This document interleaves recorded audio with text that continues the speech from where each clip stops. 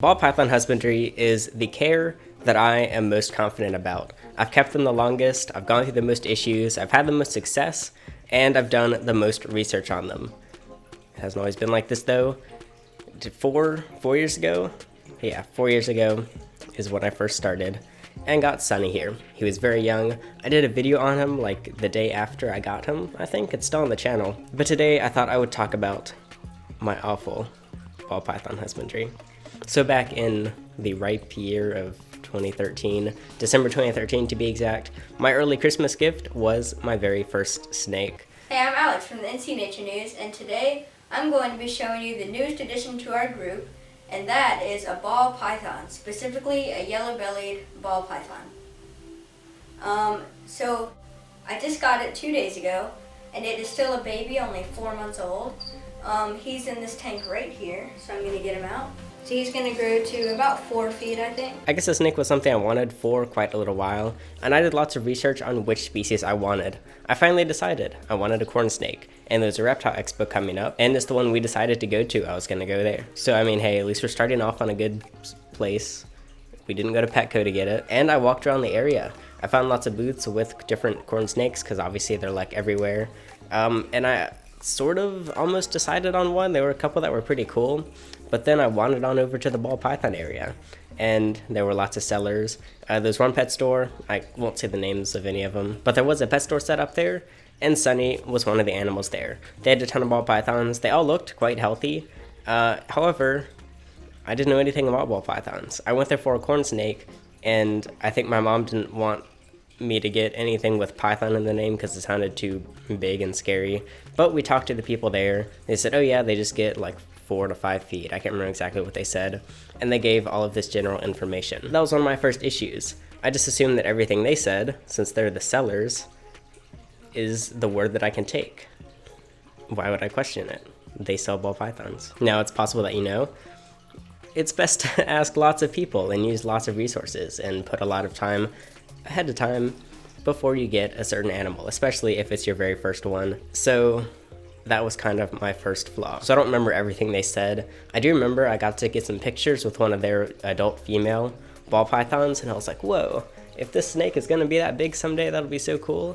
And Sunny's not super far off from that. Keep in mind, I was very tiny in the picture, so the snake was even bigger. But what they told me, like, yeah, very basic, just stick a heat mat on it, put a heat lamp. A ball python, any sex, can live in a 20 gallon their entire life. Just get some bedding, some water, and you're good to go.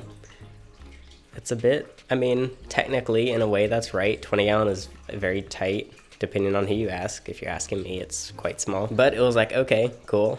I really like this ball python. I took it home. Then we stopped by Petco and got the Zilla 20 gallon snake kit. Now Zilla, I'm sure they have nice products, but this was like the worst investment I've ever made. Like almost as bad as that tiny green screen right there. It was I don't remember how much. It was way too much money, and it came with some like Reptibark, 2 lamps, a daylight and a nightlight. Did not come with a heat mat. I got a little cheap heat mat from Repticon when we were there. Came with a pretty nice water bowl, some analog sticky thermostats, and some tropical humidity spray. I think that's everything. Now, for some reason, the 2 heat lamps broke like so quickly. I don't know why. I tried to use them like after they were broken, and they just stopped working. So that was kind of annoying. But you can see the setup in the video that I did when I first got Sunny. And it is still a baby, only 4 months old. He's in this tank right here, so I'm going to get him out. Let's see here. So he's still getting pretty used to me. We're getting to know each other better. I didn't know what humidity was. I don't know, I mean, if you asked me what the definition was, I could probably do it, but I didn't know it was important for snakes. Sunny, why are you arresting me? Somehow I didn't pick that up. I don't know, don't ask, But either way, there was that. You can probably guess, I'm in North Carolina, generally not super high humidity. A ball python would like die in 2 seconds if it lived outside. Not 2 seconds, maybe like a couple weeks, I don't know. But either way, stuck sheds were constant and a normal thing. I just thought it was normal that you help your snake out with shedding. This went on for a few months, I know. And then at the same time, he had mites. I didn't know what mites were. He picked these mites up either at Repticon or from the seller. It was a lot of mites.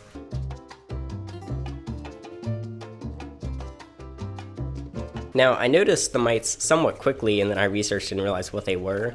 I still don't know if he picked them up from Repticon, from like some other random booth, or if it was from the person that I bought them from, but there were a lot, so I don't know. I'm thinking maybe it was the seller.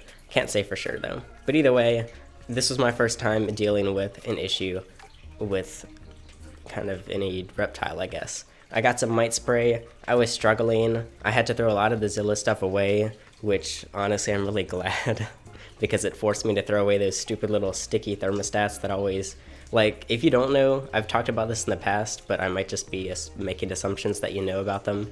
Those little sticky analog things, I suggest you definitely don't use them, although they tend to be pretty accurate. One, they have lots of nooks and crannies for mites to hide in them. Like, that's not a normal thing. That doesn't really matter unless you have mites. But two, those little sticky parts on the back are not that great, and they can come off. I had one when I got Olive, my blue-tongued skink. One of those came off and it ended up sticking to her scales. And luckily it did not tear anything, it did not cause any damage. However, I still had to try and get it off. It involved a lot of soaking and very careful maneuvering, and there was still a bit of residue on there for a few days. However, I've had people send me images of their snakes that got those little sticky things that came off, and it tore the scales off, it ripped their skin. It's bad, so use the digital ones, please. Anyway, I was using those. Did I mention I didn't have any thermostats? Those are the only gauges I had. I thought that, I learned about thermostats, but I thought that thermometers were the same as thermostats. I got comments, they were like, do you not have a thermostat? I was like, yes I do, they're on the back, you can see them stuck there.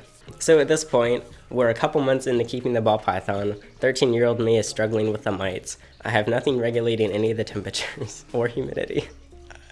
And luckily, Sunny, he's a pretty hardy snake. Ball pythons tend to be on the hardier side.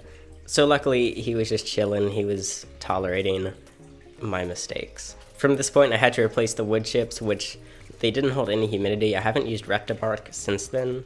Was it even Reptibark? I feel like that's a Zoo Med product. Some type of just like wood chips. I'm sure they're fine for plenty of animals. But I wasn't having much luck with them. I was using paper towel for the time because of the mites. Again, lots of shedding issues because one, the paper towel, two, I just didn't know what I was doing. But I was trucking along. So I got him in December, and then I'm not sure if it was the same year. It might have been the same year. He just randomly went off feed. I didn't know that this was a somewhat normal thing. Of course, like, it is normal. You want to monitor it and make sure the snake's okay. But I kind of started panicking because he was not eating when he had eaten every single week before from the day that I got him. But I figured it was time to find an exotic vet. So I found an avian and exotic place, which is near me.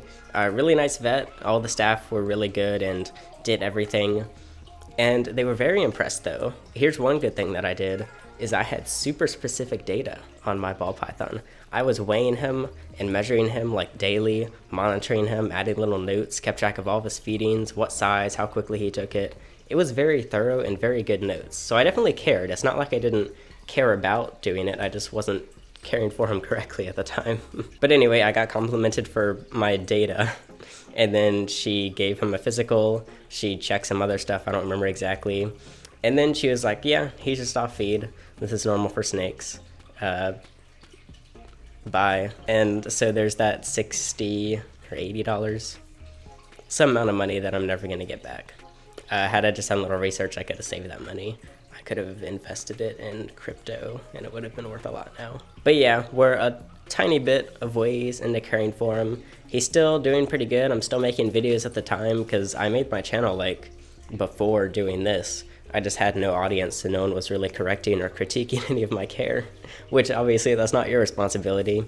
But the more and more I did research, the better I got at actually doing the correct things. I learned how to monitor stuff, I got some digital gauges, eventually I got the thermostat, and then so on and so forth until I actually was caring for him properly. So I'm sure there's other things I'm forgetting. Oh yeah, something else, when I did have those little analog things, Sunny would love to sit up on them, and I was like, oh, that's so cute. I would take pictures of him like coiled up on the thermostat, or thermometer, not thermostat. I thought it was a thermostat like I mentioned. But then later I realized that he was just doing that because his hotspot was like way too hot and he was just trying to avoid it, not trying to be cute on his little analog sticky thing back there. Okay, I went to go eat. I'm back now. The lights turned off, as you could probably tell.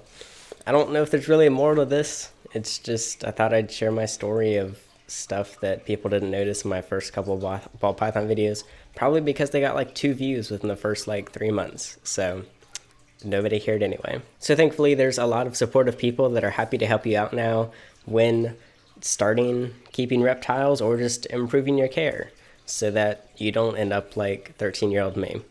We do have a Facebook group now, which is a great place to share questions or comments or advice or just pictures or whatever. So if you hit the link below, you can join the official GoHerping Lounge Facebook group over there. Elon Musk just deleted his pages, so maybe Facebook is dying. But I think that'll be it for this video. Hopefully my husbandry is a little bit better now. That's it. Thanks for watching.